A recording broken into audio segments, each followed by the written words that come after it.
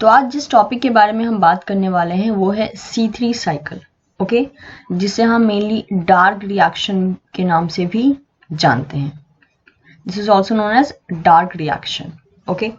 सो इस टॉपिक को मैं इस बेसिस पे कंप्लीट करूंगी कि आपका रिवीजन फॉर्मेट में ये कंप्लीट हो जाएगा। ऑल्दो इसका जो डिटेल वर्जन है आने वाले टाइम में मैं अपलोड करूंगी, बट फिलहाल में मैं इसका आपको एक क्विक रिवीजन फॉर्मेट जो है उसके बारे में बताने वाली हूँ। और आप ये देख सकते हैं कि कौन कौन से मेन पॉइंट्स हैं जहां पे आपको फोकस करना चाहिए, जिसे फोकस करके आप इजीली जो है मार्क्स स्कोर कर सकते हैं। तो पहले कुछ फैक्ट्स के बारे में बात कर लेते हैं। जैसे कि इस पर्टिकुलर साइकिल को C3 साइकिल इसलिए कहा जाता है बिकॉज जो पहला स्टेबल प्रोडक्ट बनता है वो बनता है एक ऐसा प्रोडक्ट जिसमें 3 कार्बन होता है, ओके। 3 कार्बन कंटेनिंग कंपाउंड बनता है, दैट इज वाई इसे हम C3 साइकिल कहते हैं। डार्क रिएक्शन इसलिए कहते हैं बिकॉज ये मेनली लाइट इंडिपेंडेंट है, मतलब इसको लाइट की जरूरत नहीं पड़ती है। लेकिन होता क्या है एक्चुअल में कि दिस इज ओनली आप कह सकते हो कि एक स्टेटमेंट है कि ये लाइट इंडिपेंडेंट होता है, लेकिन इसको काम करने के लिए जो लाइट रिएक्शन से हमें प्रोडक्ट मिलते हैं या जो भी मॉलिक्यूल्स, या आप कह सकते हैं energy in the form of ATP और in the form of NADPH, ये सारी की सारी चीजें जो है वो लाइट रिएक्शन का प्रोडक्ट होती हैं, और वो लाइट रिएक्शन का प्रोडक्ट C3 साइकिल भी यूज करता है। तो आप ये कह सकते हैं कि ये बोलना कि ये लाइट के एब्सेंस में होता है ये गलत स्टेटमेंट होगा, क्योंकि ये लाइट इंडिपेंडेंट जरूर है बट ये काम इसी बेसिस पे करता है कि इसको जो प्रोडक्ट है वो लाइट रिएक्शन से चाहिए। तो यानी आप ये कह सकते हैं कि अगर लाइट रिएक्शन होगा ही नहीं और जो प्रोडक्ट है लाइट रिएक्शन का वो बनेगा ही नहीं, तो वो प्रोडक्ट C3 साइकिल में एंटर ही नहीं करेंगे और C3 साइकिल भी ऑपरेट नहीं होगा। यानी इनडायरेक्टली C3 साइकिल भी लाइट पे डिपेंडेंट है। तो आप बोल सकते हो कि ये एक ऐसा लैंग्वेज है जिसमें कि मैक्सिमम स्टूडेंट जो है वो कंफ्यूज हो जाते हैं। तो make sure this is a light independent, but ऐसा नहीं है कि लाइट की प्रेजेंस में ये होता नहीं है। हाँ, इस पर्टिकुलर साइकिल को लाइट नहीं चाहिए बट इसको लाइट रिएक्शन का प्रोडक्ट जरूर चाहिए, and that is very obvious कि अगर लाइट ना रहे तो लाइट रिएक्शन का प्रोडक्ट नहीं मिलेगा, और अगर प्रोडक्ट नहीं मिलेगा तो ये साइकिल भी प्रॉपर वे में ऑपरेट नहीं हो पाएगा। सो C3 साइकिल या फिर डार्क रिएक्शन के अलावा इसको कुछ और भी नाम दिया जाता है, that is Calvin cycle, okay. It's a Calvin cycle भी कहते हैं बिकॉज मैल्विन कैल्विन ने ऐसा कंसेप्ट दिया था। इसके अलावा इसको रिडक्टिव पेंटोज फॉस्फेट पाथवे भी कहा जाता है। तो मेक श्योर ये सारे के सारे ऐसे टर्म है जो कि आपको पता होने चाहिए, क्योंकि ये एक ही पाथवे का मतलब अल्टरनेटिव नेम है। तो अगर इन केस आपसे C3 ना बोल के कैल्विन साइकिल पूछ दिया है तो दैट डजंट मीन कि यू डोंट नो कि कैल्विन साइकिल क्या है। अगर हम बात करें कि ये लाइट रिएक्शन के कौन से प्रोडक्ट्स को यूज करता है, इस साइकिल को ऑपरेट होने के लिए कौन कौन से प्रोडक्ट्स की जरूरत पड़ती है, तो ये लाइट रिएक्शन का जो प्रोडक्ट यूज करता है वो मेनली होता है ATP। इसके अलावा इसको लाइट रिएक्शन से NADPH भी चाहिए, ओके, जो कि रिड्यूसिंग पावर होता है। तो ये सारे के सारे फैक्टर्स कहाँ से मिलते हैं, ये हमें लाइट रिएक्शन से मिलते हैं, राइट, ये लाइट रिएक्शन से मिलते हैं। इसके अलावा जिस चीज की इसको जरूरत होती है C3 साइकिल को ऑपरेट होने के लिए वो होता है CO2। इसके अलावा जो एंजाइम है जिसे हम बोलते हैं रुबिस्को, ओके, रुबिस्को की भी जरूरत होती है, इसको रुबिस्को एंजाइम की भी जरूरत होती है। और रुबिस्को एंजाइम एक ऐसा एंजाइम है जो कि एक ढंग से कार्बोक्सिलेज एंड ऑक्सीजनेज दोनों की तरह ही काम करता है, ओके। तो ऑक्सीजनेज की जो एक्टिविटी है वो तो हमें C2 साइकिल में देखने को मिलती है, लेकिन कार्बोक्सिलेज की तरह वो कहां पे एक्ट करता है, दैट इज C3 साइकिल में वो एक्ट कर रहा होता है, ओके। ओके, सॉरी मैंने यहाँ S मिस कर दिया, it should be S, okay, RUBISCO, okay. तो रुबिस्को एंजाइम की जरूरत पड़ती है। इसके अलावा हमने ये देख लिया कि उसके पास 2 नेचर होते हैं, दैट इज पहला होता है कार्बोक्सिलेज का, दूसरा होता है ऑक्सीजनेज का, राइट। तो आप कह सकते हैं कि एक इंपॉर्टेंट एंजाइम जो कि यहाँ पे काम करेगा वो होगा लगभग आपका रुबिस्को। लोकेशन की अगर बात करें कि कौन से लोकेशन में डार्क रिएक्शन होगा, तो ये मेनली स्ट्रोमा में होगा, फाइन। सो अब हम स्टार्ट करते हैं ये पूरा का पूरा पाथवे कि ये नॉर्मली मैं आपको एक क्विक रिवीजन टाइप जो है सब कुछ पोर्शन कवर करवा रही हूँ। तो सबसे पहले जो यहाँ पे ऐसा एक सबस्ट्रेट जो कि पार्टिसिपेट करता है उसे हम बोलते हैं RuBP। Okay, it's a RuBP जिसे हम कहते हैं रेबुलोज 1,5 बिसफॉस्फेट। फाइन। RuBP जो होता है वो एक्चुअल में आप कह सकते हैं कि एज अ फर्स्ट मतलब कि इनिशिएटर होता है in the presence of a rubisco enzyme. तो स्टार्टिंग में यहां से लाइक RuBP के 3 मॉलिक्यूल्स, ओके, 3 मॉलिक्यूल जो हैं RuBP के यहां से लेकर जो रूबिस्को एंजाइम के प्रेजेंस में क्या करता है, RuBP जो एक पर्टिकुलर प्रोडक्ट में चेंज होता है। तो RuBP एक्चुअल में एक 5 कार्बन कंटेनिंग कंपाउंड है और उसका 3 मॉलिक्यूल लिया जा रहा है। मतलब कितना टोटल कार्बन हो गया यहाँ पे, 15 कार्बन हो गया। ओके, 15 कार्बन हो गया। अब इसके बाद क्या प्रोसेस देखने को मिलता है, अब इसके बाद देखने को मिलता है कि RuBP जो एटमॉस्फेरिक CO2 होता है, एटमॉस्फेरिक CO2 उसकी प्रेजेंस में RuBP जो है एक पर्टिकुलर स्टेबल प्रोडक्ट में चेंज होता है। और RuBP का भी जो आप बोल सकते हो मॉलिक्यूल कितना लिया गया है, दैट इज 3। ओके, सो 3 लिया गया है। तो यहां से 15 कार्बन चला, यहां पे कितना होगा, यहां भी 3 कार्बन हो गया। 15 प्लस 3 कितना हो गया, दैट इज 18 कार्बन। यानी यहां पे जो प्रोडक्ट बनेगा वो बनेगा 18 कार्बन का। आई मीन मॉलिक्यूल्स को मिला के वो 18 कार्बन का प्रोडक्ट बनेगा। तो जो पहला स्टेबल यहाँ पे कंपाउंड बनता है उसे हम बोलते हैं that is phosphoglycerate, PGA। Short form में हम इसे बोलते हैं PGA, फॉस्फोग्लिसरेट बोलते हैं हम इसे। लेकिन एक्चुअल में देखिए फॉस्फोग्लिसरेट की अगर बात की जाए तो यहाँ पे ये कितने कार्बन कंटेनिंग कंपाउंड होता है, फॉस्फोग्लिसरेट में आपको मेनली 3 कार्बन मिलते हैं, राइट। अब आपको 18 कार्बन टोटल बनाने हैं, तो आप इसको अगर बैलेंसिंग करोगे तो आपको समझ में आ जाएगा कि एक्चुअल में आपको कितने कार्बन की जरूरत है। So it will be a 6 PGA form होगा और एक PGA 3 कार्बन का होता है, दैट मीन्स 6 3 जा 18। तो 18 कार्बन मतलब कि हो गया। अब यहां से जो प्रोसेस चला था 15 प्लस 3 मिलके हो गया 18। अब CO2 as well as RuBP दोनों की प्रेजेंस में जो एंजाइम यहां पे काम करता है वो होता है rubisco. Okay, it's a rubisco जो कि किसकी तरह काम करता है, जो कि कार्बोक्सिलेज की तरह यहाँ पे काम करता है। और जो रिएक्शन यहाँ पे हमको देखने को मिलता है कि कौन सा रिएक्शन लाइक यहाँ पे अपना पार्टिसिपेशन दिखा रहा है, that is the carboxylation. Okay, it's a carboxylation reaction, या फिर आप कह सकते हो कि फिक्स किया जा रहा है, राइट, इसको फिक्स किया जा रहा है। अब यहाँ पे 6 PGA बन गया है। 6 PGA क्या होता है, नॉर्मली इसके पास कितने फॉस्फेट है, एक फॉस्फेट है। तो नेक्स्ट स्टेप में क्या होता है, नेक्स्ट स्टेप में एक और फॉस्फेट का एडिशन होता है। अब एक और फॉस्फेट का एडिशन हो रहा है तो कोई ऐसा ग्रुप चाहिए भी हमें जो कि फॉस्फेट को डोनेट कर सके, राइट। तो यहाँ पे हम ATP का यूज करते हैं। तो ATP यहाँ पे चाहिए, लेकिन यहाँ पे 6 मॉलिक्यूल ऑफ PGA है, राइट, 6 मॉलिक्यूल ऑफ PGA है। तो ATP भी कितना चाहिए होगा, ATP भी हमें 6 ही चाहिए होगा। तो 6 ATP के प्रेजेंस में ये 6 ATP जो है 6 ADP में चेंज होगा। और जो PGA था, ओके, फॉस्फोग्लिसरेट जो था, अब ये एक और दूसरा कंपाउंड बन जाएगा जिसे हम कहते हैं, जिसे हम नॉर्मली जो नाम देते हैं वो होता है बिसफॉस्फेट, राइट।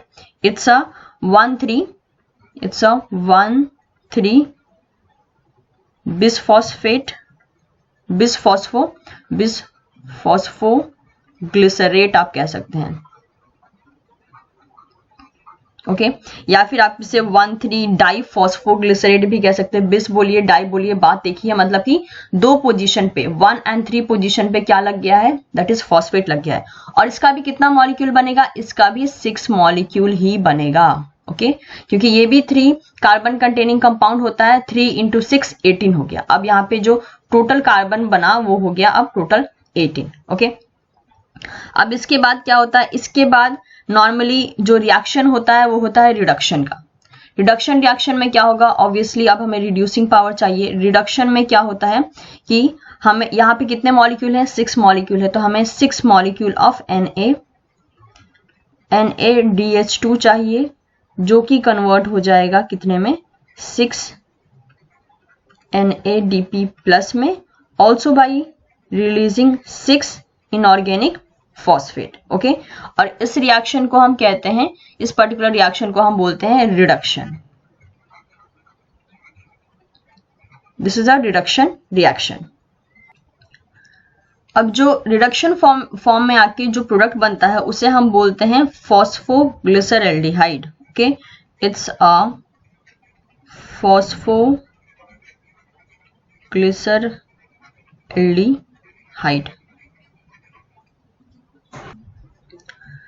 जो कि अगेन एक 3 कार्बन कंटेनिंग कंपाउंड है। तो अगर 3 कार्बन है तो यहां से तो कितना कार्बन चला था, 18 चला था, राइट। तो यानी यहां पे भी कितने मॉलिक्यूल बने होंगे इसके, दैट इज 6 बने होंगे। ओके, 6 फॉस्फोग्लिसरल्डिहाइड बना है। अब यहाँ पे भी टोटल कार्बन कितने हो गए, टोटल कार्बन यहाँ भी अभी तक 18 ही है। तो यहां से क्या होता है, यहां से एक मॉलिक्यूल जो है, एक मॉलिक्यूल जिसे हम बोलते हैं that is PgAl। Okay, one molecule जो होता है PgAl का, वो यहां से रिलीज होता है, यानी 1 मॉलिक्यूल ऑफ फॉस्फोग्लिसरल्डिहाइड यहां से रिलीज हो जाता है। ओके, आगे चल के ये जो 1 मॉलिक्यूल ऑफ PgAl है, ये या तो लाइक आप बोल सकते हो शुगर का प्रोडक्शन, ओके, शुगर का प्रोडक्शन में हेल्प कर सकता है, ग्लाइकोलिसिस पाथवे में एंटर कर सकता है, उसके बाद ये स्टार्च के फॉर्मेशन में हेल्प कर सकता है। फाइन, अब यहां से वन मॉलिक्यूल निकल गया और आपको पता है 1 मॉलिक्यूल ऑफ PgAl के पास कितने कार्बन होते हैं, 3 कार्बन होते हैं। यानी टोटल जो 18 कार्बन था उसमें से 3 कार्बन निकल गया और अब हमारे पास कितना कार्बन बचा है, अब हमारे पास बचा है टोटल 15 कार्बन, राइट। तो ये 15 क्या करेगा, ये 15 कार्बन एज इट इज जो है आगे बढ़ेगा। ओके, ये 15 कार्बन कंपाउंड जो है, I mean 15 carbon as it is आगे बढ़ेगा और ये जो हमें प्रोडक्ट देगा वो होगा 5PgAl। ओके, 5PgAl जो है वो आगे बढ़ेगा, या फिर आप इसे ग्लिसरल्डिहाइड 3 फॉस्फेट भी कह सकते हैं। ओके, दोनों नाम एक ही है। तो अभी इसके पास कितने कार्बन हो गए, इसके पास अभी बच गए हैं 15 कार्बन। एक यहाँ पे लाइक निकल चुका है, क्योंकि एक यहाँ पे जो लाइक आप बोल सकते हो कि इस पाथवे से बाहर निकला है, वो कहाँ पे एंटर करेगा, वो एंटर करेगा शुगर के बायोसिंथेसिस में, या तो ग्लाइकोलिसिस पाथवे में, या तो स्टार्च के फॉर्मेशन में, या फिर लाइक सेलुलोज के सिंथेसिस में। ओके, तो इसके बाद जो नेक्स्ट स्टेप होता है, इसके बाद जो नेक्स्ट स्टेप होता है वो होता है, उसे हम कहते हैं रीजनरेशन। ओके, रीजनरेशन में क्या देखा जाता है, रीजनरेशन में ये देखा जाता है कि RUBP को वापस से रीजनरेट कर दिया जाता है। ओके, RUBP वापस से रीजनरेट हो जाता है और किस किस चीजों का इन्वॉल्वमेंट देखा जाता है, यहाँ पे आप बोल सकते हो कि 2 इनऑर्गेनिक PI रिलीज होता है, एज वेल एज यहाँ पे कितने मॉलिक्यूल ऑफ RUBP बन रहा है, 3 मॉलिक्यूल ऑफ RUBP बन रहा है, तो 3 ATP यूटिलाइज होता है, that will be converting into 3 ADP। Okay, और इस प्रोसेस को हम बोलते हैं रीजनरेशन प्रोसेस। मैं यहां पे लिख दे रही हूं, इट्स अ रीजनरेशन प्रोसेस। तो इस बेसिस पे हमने देखा कि जो कार्बन यहां से चला था, अगर हम एक सिग्निफिकेंस की बात करें, C3 क्यों पढ़ रहे हैं, जस्ट बिकॉज आपके सिलेबस का पार्ट है, नहीं। C3 हम इसलिए, C3 साइकिल से हमें ये मालूम होता है कि इन्वायरमेंट में कार्बन, ओके, कार्बन कैसे फिक्स होगा, क्योंकि CO2 क्या हुआ, एक ऐसा फॉर्म नहीं हुआ जिसमें कि एक ऑर्गेनिज्म इसे एज अ फूड कंज्यूम करे। तो कार्बन को फिक्स करने के लिए, CO2 को फिक्स करने के लिए, ताकि वो यूजेबल फॉर्म में बन सके, लाइक शुगर। ओके, तो CO2 को फिक्स करने के लिए, यूजेबल फॉर्म में बनाने के लिए C3 साइकिल रन होता है।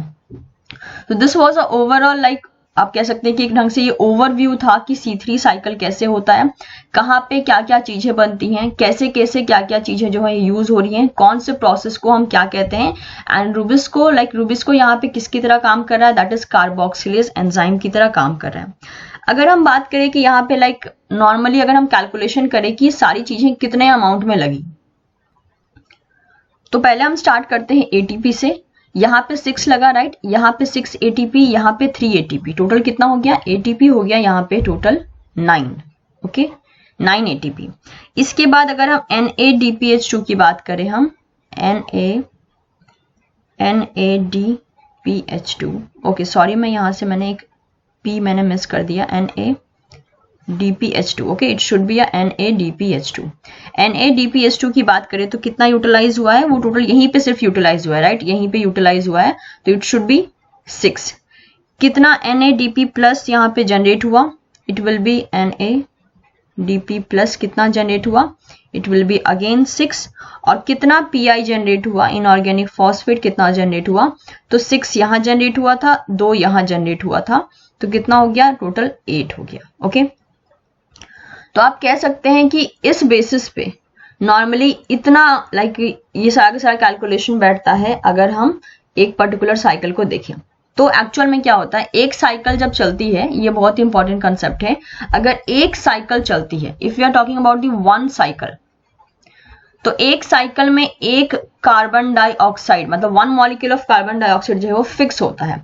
लेकिन आप देख रहे हैं कि यहाँ पे हमें 3 कार्बन मॉलिक्यूल वाला कंपाउंड चाहिए होता है एज अ बाई प्रोडक्ट, जो कि इस C3 साइकिल से निकलता है।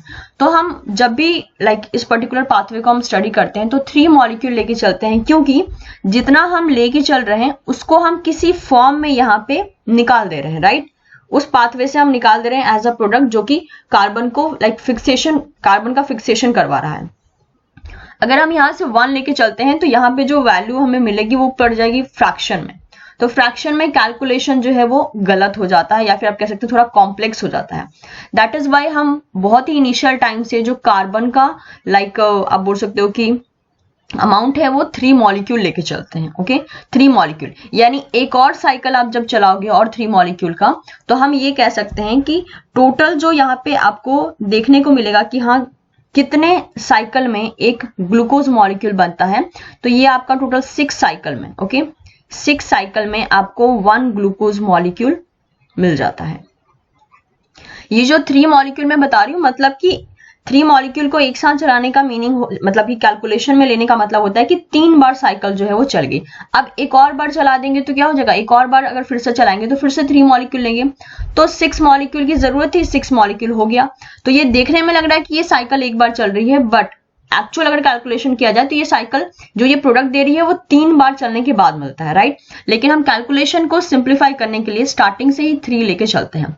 तो आपको ये चीज ध्यान रखना है कि जब 6 साइकिल चलती है तब जाकर एक ग्लूकोज मॉलिक्यूल का फॉर्मेशन होता है, और जब ग्लूकोज मिलता है दैट मीन्स व्हाट कि कार्बन फिक्स हो चुका है, और कार्बन अगर फिक्स हो चुका है तो वो प्लांट के फूड की तरह यूज होगा, और एज वेल एज प्लांट उसको यूटिलाइज करके अपना प्रॉपर डेवलपमेंट शो करेंगे। तो आपको कभी भी इस कंसेप्ट से कंफ्यूज नहीं होना है कि कितने साइकिल में 1 ग्लूकोज बनेगा, okay, this is a very very important point कि 6 साइकिल में आपको 1 ग्लूकोज मिलता है in case of a C3 cycle, okay.